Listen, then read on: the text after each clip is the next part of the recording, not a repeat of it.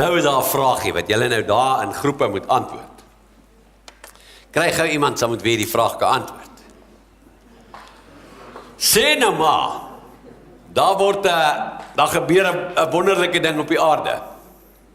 En ons sê, ons gaan nou mense na 'n spesiale kamp toenooi. En by daai kamp kan hulle oorkies. Ons is nou almal, ek dink die meeste van ons wat hier sit, is Afrikaans sprekend en ons bly in Kaapstad en ons is Afrikaners en hier so 'n paar rooi nekke ook onder ons. En dalk so 'n bietjie van die ander mense ook. Maar nou kry jy 'n kans. Jy kan oorkies. Jy kan oorkies. Is asof 'n mens oorgebore word. Jy kan nou 'n Chinees word en daar by die muur van China bly. Of jy kan 'n Rus word en jy kan in Sint Petersburg bly. Of jy kan 'n Fransman word en jy kan in Parys bly. Of jy kan 'n Engelsman word, jy kan in Londen bly of in Bath of in een van daai ander mooi plekkies. Nou kan jy kies. As jy nou oor kan kies, jy kan jou woonplek en jou kultuur en jou groep kan jy oorkies. Wat sal jy graag wil wees? Jy kan nou kies, okay? Droom 'n bietjie saam en dan kies julle weer. Dan kies julle weer. Ek wil 'n Switser wees in Switserland. Het almal gekies. En nie, wat wil jy wees? Jy wil in Suid-Afrika wees? Wat, Afrikaner? Wat 'n dorp? Hier in Appington. Okay, op 'n plaas. 'n boer. Daar het jy hom gekies. Wow, wat kies jy? Suid-Afrikaner, waar? Daar met jou pa. Okay. Wow, klap hande voor. Dit is 'n brilliant antwoord. Wow. En jy? Spaans. En Spanjool. Waar? Enige plek in Spanje. Weet jy wat 'n verskriklike oorlog was daar in Spanje? Okay. Sjoe, Marinda, waar wil jy wees? Kaapstad. Jy kan nou kultuur change maak. Kosa. Afrikaner. Sy wil maar net, sy hou by die status quo. En jy om daar nie? Maar jy kan weer 14 wees. Net die wees. Hy wil net die wees. Waar wil jy wees? Londen en New York. Oh, so you're gonna change the way you talk, huh? Okay, waar wil jy wees? Suid-Afrika. Liewe hemel, dan moet ons hierdie land red. Waar wil jy wees, Adien? 'n bruin tannie in Wellington. Ag, maar jy kan dit wees. Dis lekker.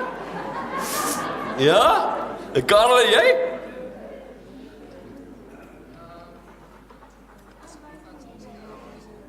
As hy kan gaan, sal dit die Rockies in Amerika wees. En jy? Waar wil jy wees? In Amerika? Why? Met jy hou van Trump? Daar wil ek nie bly nie, al betaal jy my.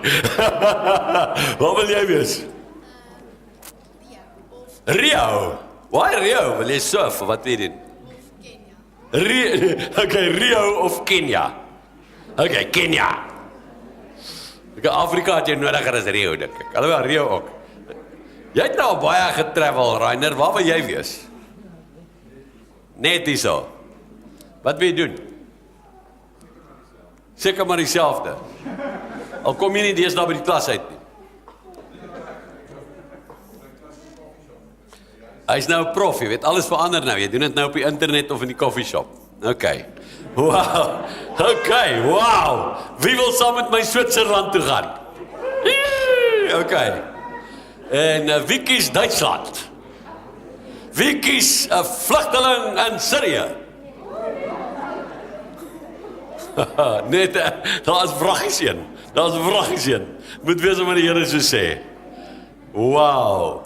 Ek lê met my oogprobleem, hè. Wiele, hy is omtrent opgelos. Ek kan nog 'n klein kolletjie wat nog anders lyk, maar verder is ek nou reg. Prys die Here. Maar ek lê daar op my bed, net my een oog. In die kussing met die ander kan ek glad nie sien nie, want ek stil hê, mag net 'n uur, mag jy opwees, hy't 24. Dat is nogal 'n challenge vir 14 dae. Nou kom daar een vrou, Evia, sy kom maar by my kuier, nou sit sy, bid sy saam met my, sit sy daar op die, praat ons oor die wêreld. Nou sê sy vir my, en die woorde verloor ek nie, ek vergeet dit nie, ek het dit nou vir julle gesê. Ons praat oor die lewe, en sy sê vir my, weet jy wat, eintlik, after all, al wat ons op hierdie aarde maak, is maar net om ons kingdom te kies. Ok, nou dis lekker gemixte Afrikaans.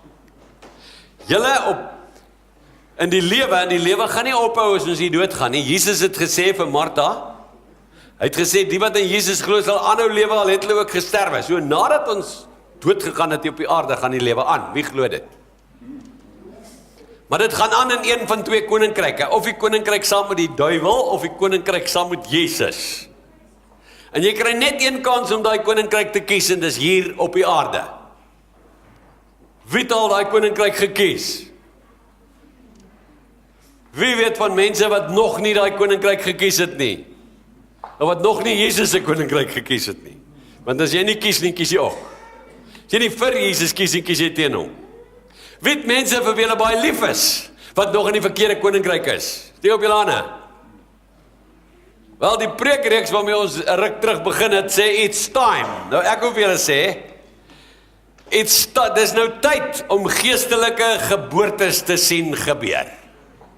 Dis tyd om te sien hoe iemand by God se koninkryk uitkom. Paulus het gesê, sy roeping op die aarde is om mense van die koninkryk van die duisternis na die koninkryk van die lig te lei. Nou dis tyd daarvoor.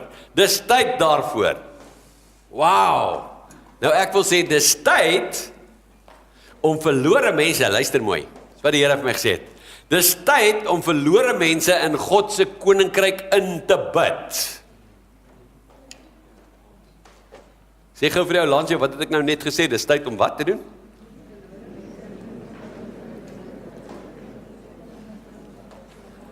Dis tyd om mense in God se koninkryk in te bid. Die Engelse woord daarvoor, daai soort gebede noem 'n mens birthing prayers. Wow. Ok, ons gaan nou daaroor verder praat, maar ek wil jou vra, het jy al iemand in God se koninkryk ingebid? Sê gou vir jou langs jou, sê ek het al, of ek het nie, dan sê sommer die naam van die persoon wie jy in God se koninkryk ingebid het.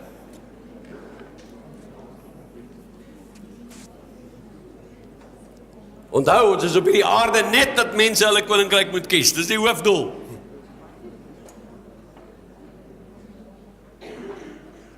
Tweede vraag.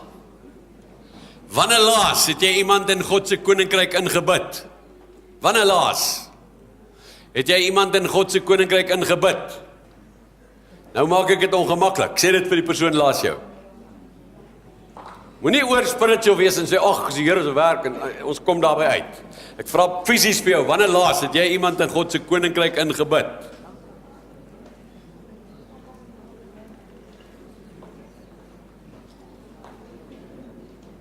Laaste vraagie.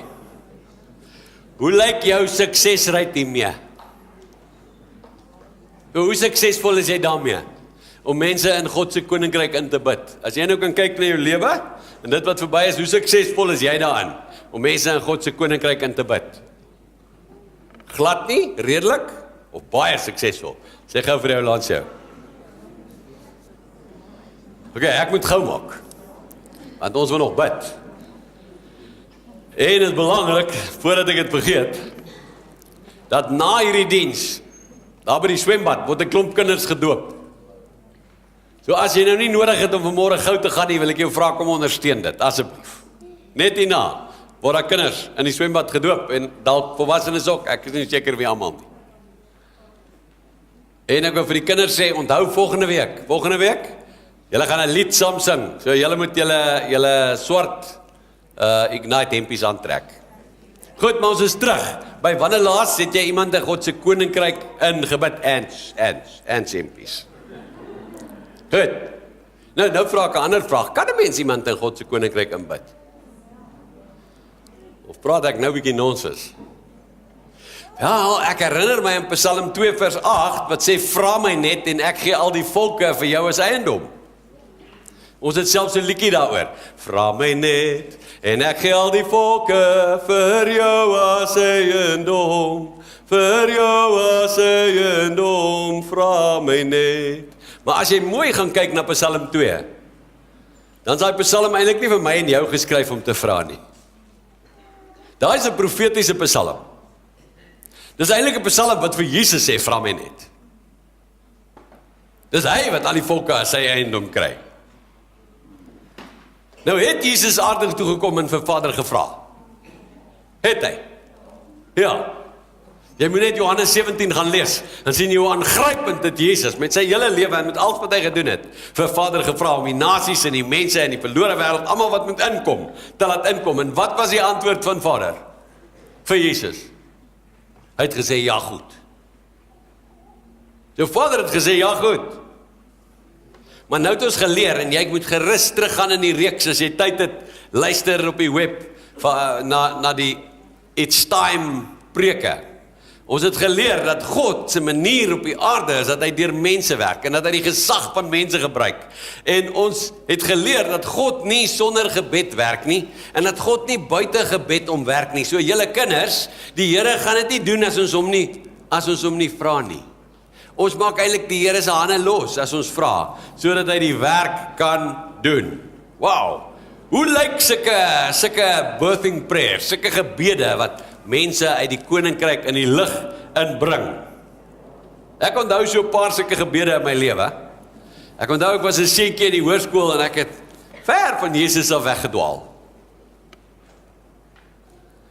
En ek onthou dat ek in die middag by die huis gekom en dan het my ma op haar bed gelê nadat sy gewerk het en dan het ek vir my pa gesê, wat gaan aan in die kamer? Dit klink of mamma huil, wat doen sy? En dan sê hy, my kind, sy huil oor jou en sy bid vir jou. En dit het my op 'n stadium so geïrriteer, dat my ma so vir my bid en huil, dat ek baie maal uit die huis uit gebly het, net om nie te hoor hoe sy bid en huil. Maar as ek nou vandag, toe ek hierdie preek maak, toe dink ek daaroor terug, ek het eintlik 'n vreeslike positiewe mamma, sy is nou nie, ja, mag jy sê oud sy is nie. Dis baie belangrik, jy mag jy sê nie.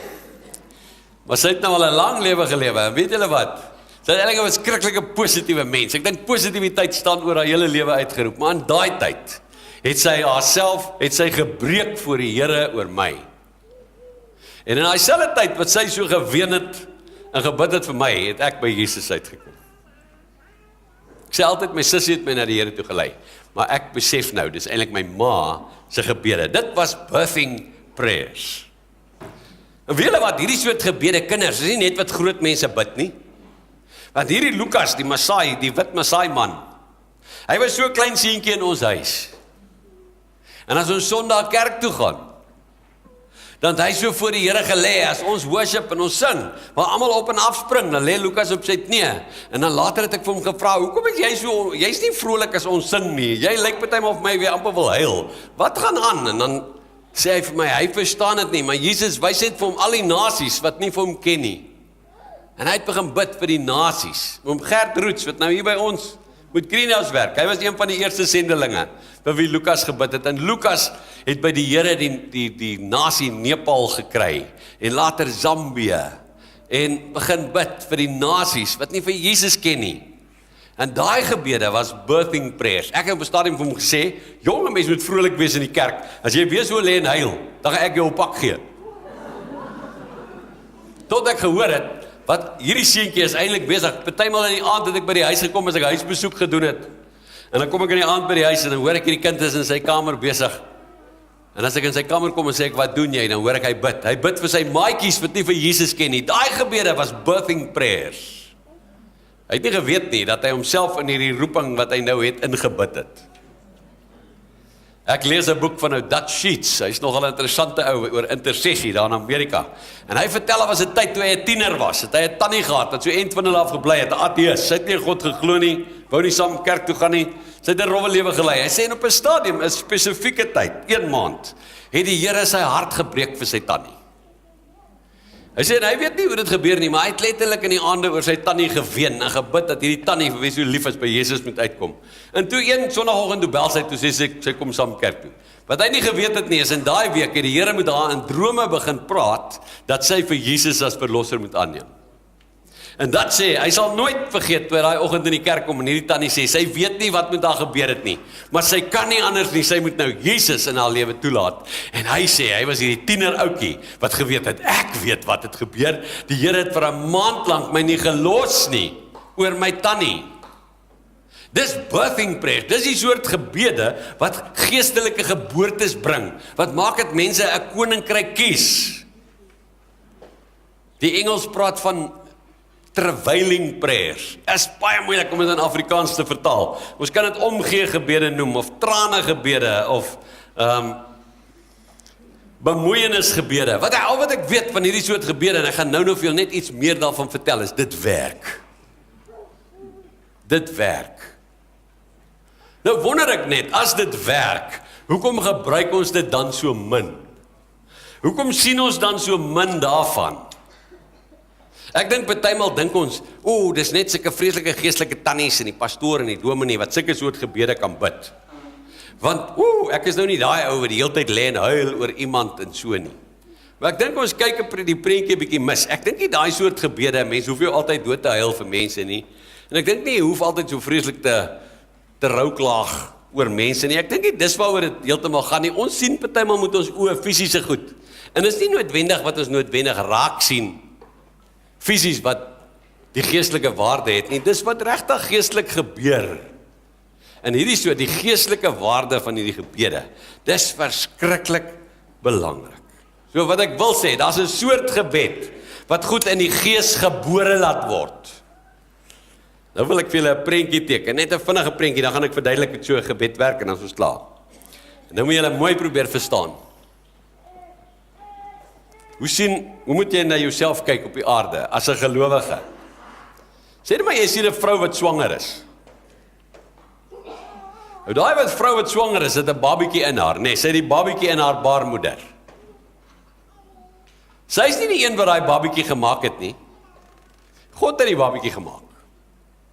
Al wat daai baarmoeder doen, is om die babietjie te dra. Nou net so, is ons soos God se baarmoeder. Ons wat kinders van die Here is, ons is soos God se baarmoeder op die aarde. Wat bedoel ek daarmee? Dis net 'n beeld.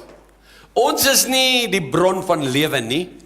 Soos jy nou net nou gesê het, ag man, of ek nou bid of nie, die Here gaan dit in elk geval doen nie. Dis nie waar nie. Ons is nie die Here se bron van lewe nie. Hy is die een wat die lewe gee. Soos my kind nie vir Jesus kies nie, ek gaan nie dat my kind vir ek is nie die een wat die lewe in my kind kan bring nie. Net God kan die lewe in my kind bring. Maar weet julle wat, ek is nie die bron van lewe nie, maar ek is die draer van die lewe. Net soos daai mamma die babietjie in haar dra. Soos ek die draer van hierdie boodskap. Ek skep nie die lewe nie, my gebede skep nie die lewe nie. Maar my gebede laat hom wat lewend maak, en dis die Heilige Gees, dit laat hom vry om dit te doen. Verstaan julle daai beeld? So, met ander woorde, die Here bring die nuwe lewe, maar hy bring dit nie sonder ons nie. Dis net soos, die Here skep 'n nuwe babietjie, hy bring 'n nuwe babietjie tot geboorte, maar hy doen dit nie sonder die baarmoeder nie. Net so skep die Here, hy bring nuwe lewe by mense, maar hy doen dit nie sonder ons nie. Ons bid hierdie geboortegebede vir mense. En wanneer ons dit doen, dan kom die Here aan die werk. As ons dit nie doen nie, gaan daai geboortes nie plaasvind nie. Ek wil vir julle gou 'n voorbeeld vertel van so 'n gebed wat 4 jaar lank gehou het. So 'n proses. Ek het gelees van hierdie twee mense, David en Polly Simgen. En hulle kom uit die VSA in Amerika. En hulle is 'n lieflike paartjie wat die Here baie lief het, en hulle het 'n seun, sy naam is Jonathan. En hy het die Jesus leer ken, daar by hulle in hulle kerk in die Ants wat hulle gehad het, en hy het saam met hulle die Here gedien, tot hy 17 jaar oud geword het. En op 17 jaar oud het daar 'n ding gebeur met Jonathan. Ek ken nie die hele storie nie, maar Jonathan het aan dwelms verslaaf geraak. Omtrent soos wat my seun van Wyk 'n paar jaar gelede aan dwelms verslaaf geraak het. Daarom het hierdie storie my so diep aangeraak. En Jonathan se hele leefstyl het verander, want mense raak nie net aan iets verslaaf nie, jou hele leefstyl gaan te gronde, want jy loop die duiwelse pad en dan doen jy alles omtrent wat van sy kant afkom. En by dit alles het Jonathan baie siek geword, want hierdie dwelms en goed het sy liggaam aangetast en hy het 'n diabetes geword, hy het suikersiekte gekry. En hy was in en uit die hospitaal en sy pa maat gedink, elke keer as hy uit die hospitaal kom, nou gaan hy klaar wees met die dwelms, want dan het hy net weer teruggegaan na die dwelms toe, en al hoe sieker geword, en is van die hospitaal na die dwelms, van die slegte lewe na die dwelms, van die slegte lewe in die dwelms na die hospitaal en terug die hele tyd. En hulle het nie geweet wat om te doen nie, wat met David en met Polly gebeur is, hulle het totaal in vrees verval. En ek weet nie wie van julle, ek weet iets van julle, wat al in dieselfde soort situasie was, as David en Polly en ek en Marinda was. 'n Mens raak totaal vreesagtig, en jy weet nie wat om te doen nie, en jy weet nie hoe op die aarde om hierdie kind te red van totale vernietiging nie, want dit is jou kind, jy is vir hom lief, en jy wil nie hy moet verlore gaan nie, en jy sien hoe gaan hy verlore. Maar toe is hulle in 'n gemeente waar hulle leer van hierdie soort gebed, hierdie soort geboortegewende gebed. En hulle het toe begin. Nou wil ek hê julle moet hoor wat hulle gedoen. Hulle het elke dag, as hulle 'n seun uit die huis is, het hulle in sy kamer ingegaan en dan het hulle vir die Heilige Gees gevra om daar soos wat hy in Genesis 1 oor die steriele aarde, die aarde waar daar geen lewe was nie, soos hy gehang het oor die aarde, die Genesis teks sê eintlik, hy het gebroei oor die aarde.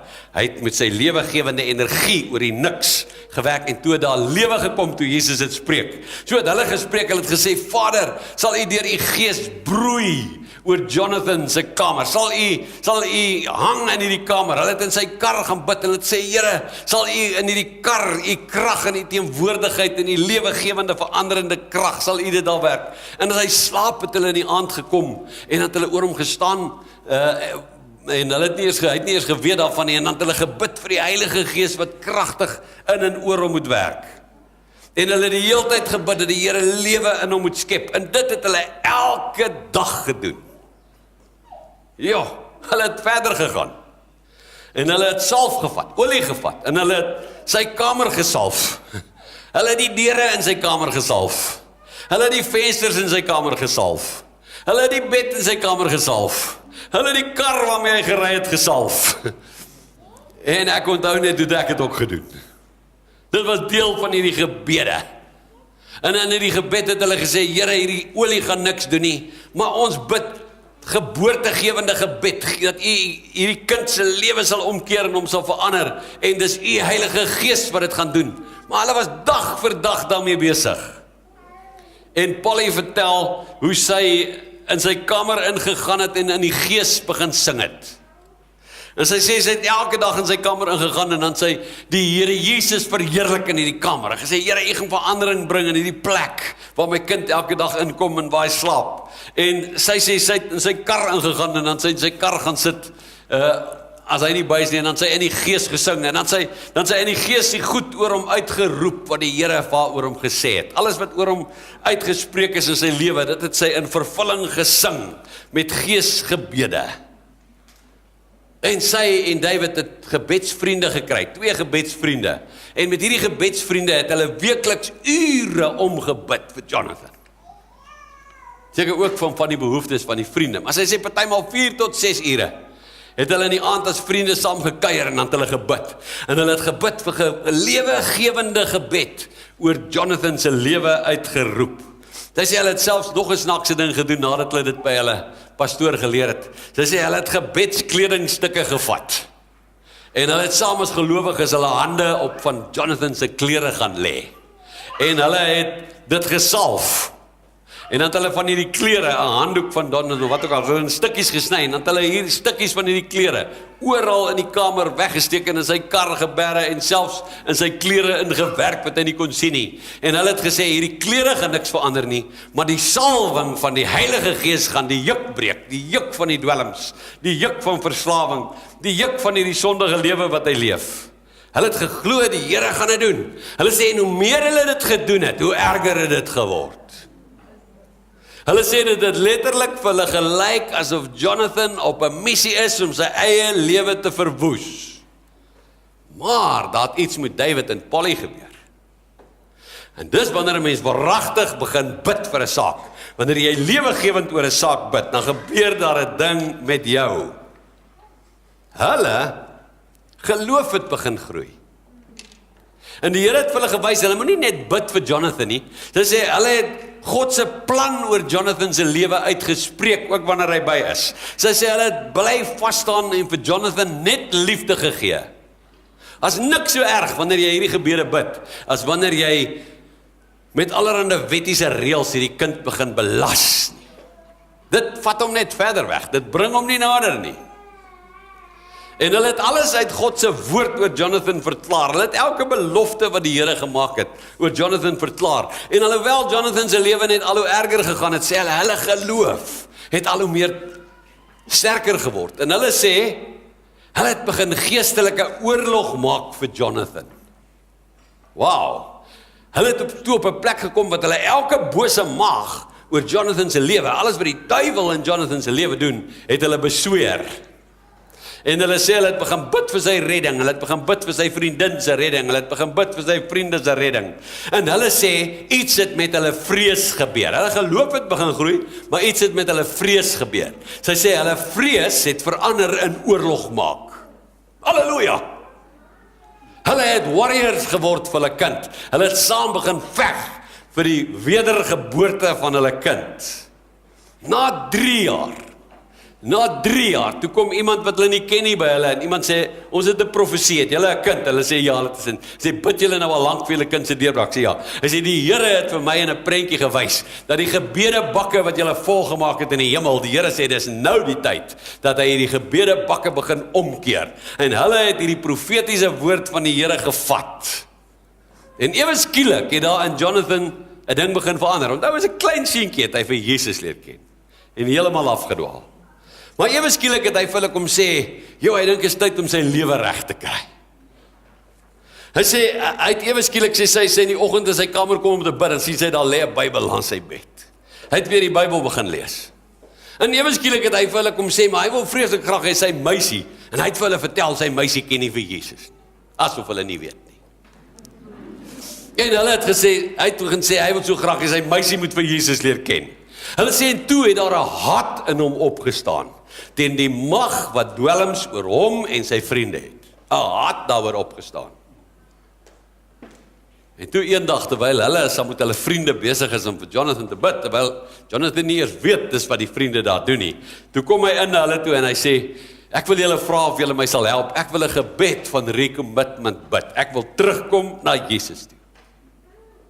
En nie lank daarna nie, binne daai jaar, toe kom Jonathan se meisie by Jesus uit en sy 3 beste vriende.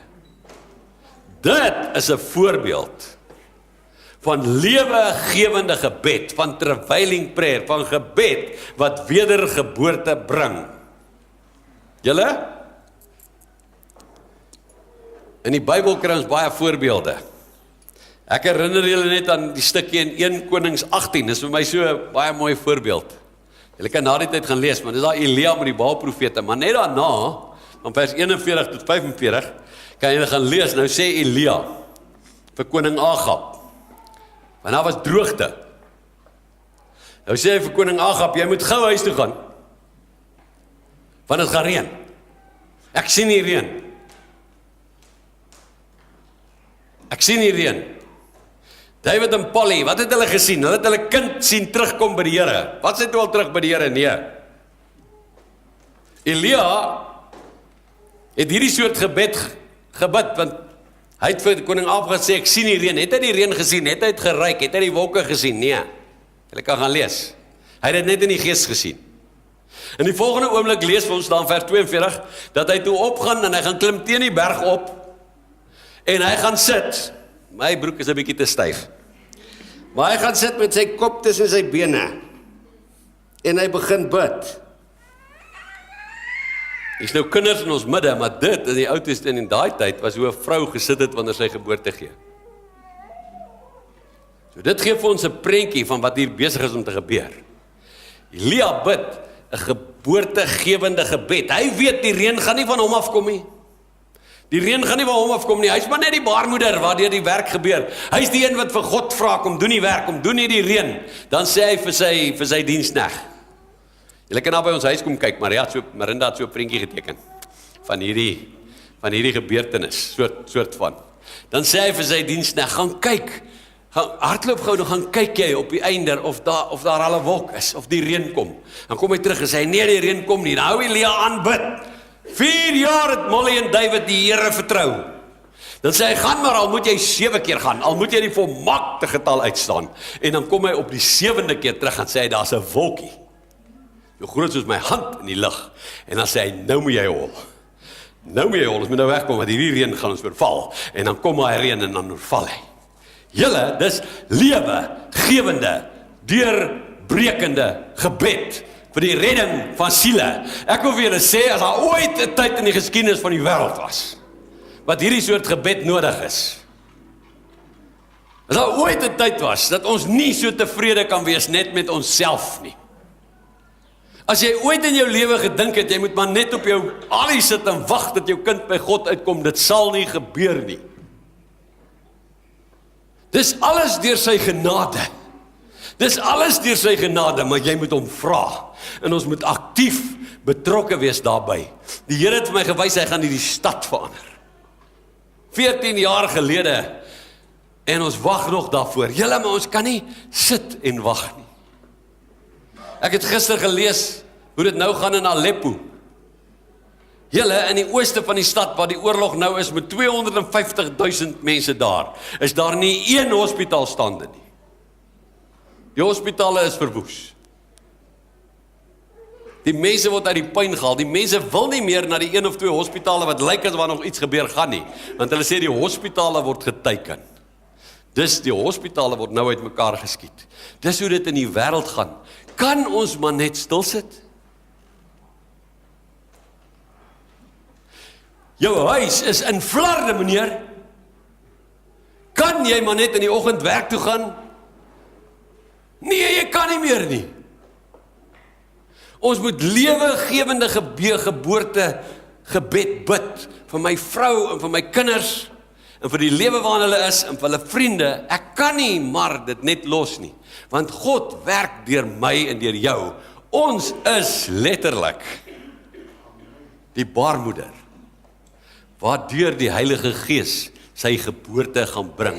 Ons moet die Heilige Gees vra, soos Jesus gesê het, let your kingdom come.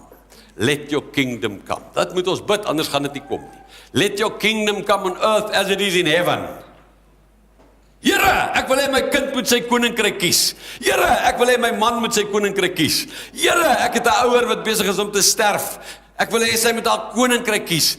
Here, ek wil hê my buurvrou moet haar koninkryk kies. Here, ek wil hê my skoonmaats, my skoonma moet haar koninkryk kies. Here, ek wil hê my maats by die skool moet hulle koninkryk kies. Hulle moet vir U kies. It's time. It's time. Is tyd om op te speel. Kerk gaan nie net daaroor dat jy 'n uur hier kom sit in 'n week nie. Hierdie week baie daaroor gepraat. Baie mense vind glad nie meer tyd. Daar was in die geskiedenis van die wêreld nog nooit 'n tyd waar mense so uit openbare eredienste en georganiseerde kerk uitgeloop het soos juist nou nie. Ons sien dit hier tussen ons. Julle, it's time. It's time. Ek wil hê jy moet net daar waar jy sit. Ons gaan nie vanmôre saam bid nie, soos wat ons gewoonlik doen, jou tyd is om. Ek wil hê jy moet vir die Here vra, of vir jou te wys, wie in jou lewe, wie in jou familie, wie in jou vriendekring, wie in jou straat, wie in jou dorp, het hierdie deurbrake nodig. Die Here gee dit soms vir 'n individu, hy gee dit soms vir 'n hele gemeenskap. Ons sien nou hoe hy dit doen met die vlugtelinggemeenskappe in Duitsland en in Jordanië. Die Here gee dit soms vir 'n hele kerk. Ek het gesien hoe 'n hele gemeenskap onder die teenwoordigheid van die Here breek. Hy doen dit soms vir 'n hele stad. Hy kan dit doen vir 'n hele nasie. Waarvoor vertrou jy die Here vir die deurbraak? Word net daar stil, dan sê jy vir die Here. Ons sluit af, as jy 'n baie naby familielid het, vir wie jy so wil intree, wil ek hê jy moet hier kom staan. Kindertjies, ek wil hê julle moet onthou, dat julle gebede is net so belangrik, soos elke groot mens sin. Wanneer jy begin bid vir 'n pappa en mamma om by Jesus uit te kom, wanneer jy begin bid vir 'n maatjie om by Jesus uit te kom, nou hoor hy dit. Die Here het ons hele lewe verander en 'n hele dorp se lewe verander, toe 'n klein seentjie Lukas begin bid het. Hy kan jou ook gebruik, in jou skool, in jou familie. As daar kindertjies is wat sê, ek wil ook bid, ek het ook iemand vir wie ek wil bid, kom staan saam met ons hier voor. Dis almal van julle wat familie het, julle. Ek wil die Here aanroep, dat ons harte sal breek, vir hulle wat nie wie Jesus ken nie. En dat ons nie meer vir 'n oomblik sal dink, dat ons dit maar net in God se hande kan laat nie. Ons is sy instrumente. Ons is die baarmoeder van hierdie geboortegewende gebed. Ons moet sy hande release om hierdie werk te doen. Here, U weet vir wie elkeen hier staan. Party van ons staan nie vir ons kinders, Here.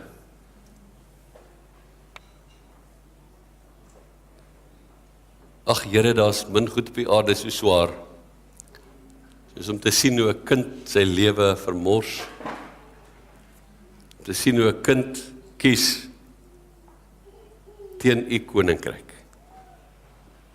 Ons wil vandag vir U sê,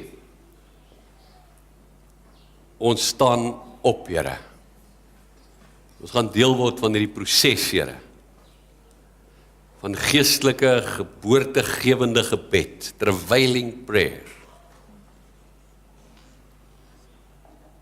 Ons vra vir U, Here, dat U kragtig in daai kind se lewe kom werk. Prentjie wat U my gee, Here, is hoe U Heilige Gees gehang het oor die aarde wat steriel en dood was. En daai teks sê, U het gebroei oor die aarde. En dis eintlik 'n reproduksieterm, gebroei. U het letterlik U lewegewende energie oor daai dooie massa uitgespreek. En toe Jesus sê, toe werk U. Toe Jesus die woorde spreek, toe werk U. En nou bid ons die Heilige Gees, kom broei oor my man. Kom broei, Heilige Gees, oor my skoonma. Kom broei, Heilige Gees, oor my kind. Here, kom broei oor my lewensmaat. Here, stoot U Heilige Gees kragtige arms uit en raak hulle aan. Kom keer hulle om en maak my deel van hierdie proses. Ek verbind my vanmôre, Here, om as intercessor deel te wees van hierdie proses in Jesus se naam. Dis daar van julle is wat sê, maar ek staan ook hier vir vriende en vir werkskollegas. Dan wil ek julle ook vra om vorentoe te kom. Dat julle ook kom. Die wat sê ek wil staan vir 'n vriend. Van julle wat sê, Here, ek wil U vir meer vertrou, ek wil U vertrou vir my hele woonbuurt. Sal jy ook staan?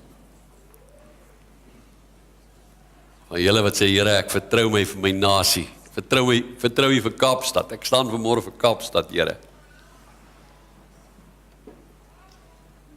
Vir ander nasies, vir die vlugtelinge van die wêreld, vir China.